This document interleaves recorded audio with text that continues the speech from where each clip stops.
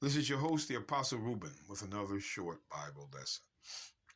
Again, brothers and sisters, we warn you about Christians teaching salvation from the New Testament only. There's something seriously wrong with that. I'm going to read you this. Psalm 68, verse 11. The Lord gave the word. Great was the company of those that published it. See, the Lord gave the word. And great is going to be the company that publisheth it. And that's what we're doing, brothers and sisters. We're publishing the Bible, reading it to you whole, from every book, chapter and verse, at the right time, of course. So I want you to look at this. Let's go to David some more. Psalms 130 and 7. Let Israel hope in the Lord, for with the Lord there is mercy, and with him is plenteous redemption. So right away, the prophet David writes, let Israel hope in the Lord. So Israel has hope. I want you to notice that. Israel has hope. If you didn't believe it when he said it once, let's go again. Psalms 131, verse 3. Let Israel hope in the Lord from henceforth and forever. Let Israel hope. Now the question is, brothers and sisters, does this change? Just think about it. Let's turn the page. The book of Joel, chapter 3, verse 15. The sun and the moon shall be darkened, and the stars shall withdraw their shining. The Lord also shall roar out of Zion and utter his voice from Jerusalem, and the heavens and the earth shall shake, but the Lord will be the hope of his people. The Lord is not going to be the hope of all people, all nations, kindreds, and tongues. He's the hope of Israel and the strength of the children of Israel. Now, we're going to come back here, but I want to turn to the book of Matthew, chapter 20, Matthew chapter 24. Let's get there. The back of Matthew is just so long. Matthew 24, verse 29. Here's Christ speaking. Red letters. Immediately after the tribulation of those days, shall the sun be darkened, and the moon shall not give her light, and the stars shall fall from heaven, and the powers of the heavens shall be shaken. Shaken. And then shall appear the sign of the Son of Man. And we're going to stop right there. So when these things happen, Christ is on his way back. Red letter now. But Joel saw it too. Joel 3:15. The sun and the moon shall be darkened, and the stars shall withdraw their shining. The Lord also shall roar out of Zion and utter his voice from Jerusalem, and the heavens and the earth shall shake. Christ said the same thing. The powers of the heavens shall be shaken. It says the heavens and the earth shall shake, but the Lord will be the hope of his people and the strength of the children of Israel. So this is an event that Joel sees. And again, Israel has hope. Now, this event he sees is the second coming of Christ, and Israel has hope. All right. Acts 26 and 6. And now I stand and am judged for the hope of the promise made of God unto the fathers, or unto our fathers, unto which promise our 12 tribes. There's not a 13th tribe, a 14th tribe, or a 15th tribe. 12 tribes, unto which promise our 12 tribes, instantly serving God day and night, hope to come. For which hope's sake, King Agrippa, I am accused of the Jews. Excuse me. Unto which promise our 12 tribes, instantly serving God day and night, hope to come. Again, the 12 tribes have hope. Both testaments say the same thing. This is Paul now. I want you to pay attention. We're going to turn the page.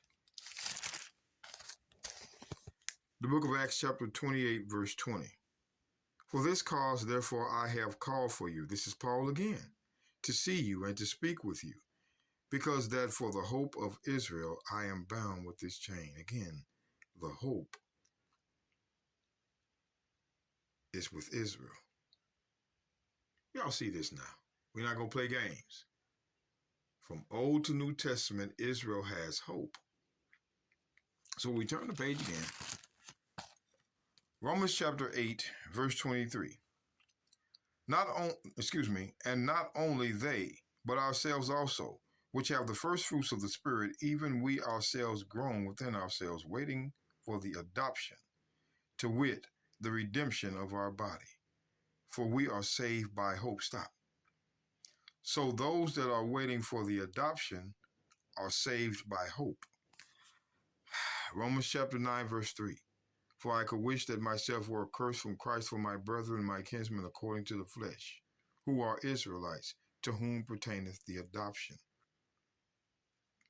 The adoption only pertaineth to Israel. So those that are waiting for the adoption, to wit, the redemption of our body, for we are saved by hope, again, is Israel. Slow it down. So far, brothers and sisters, word for word, Israel has hope. But remember,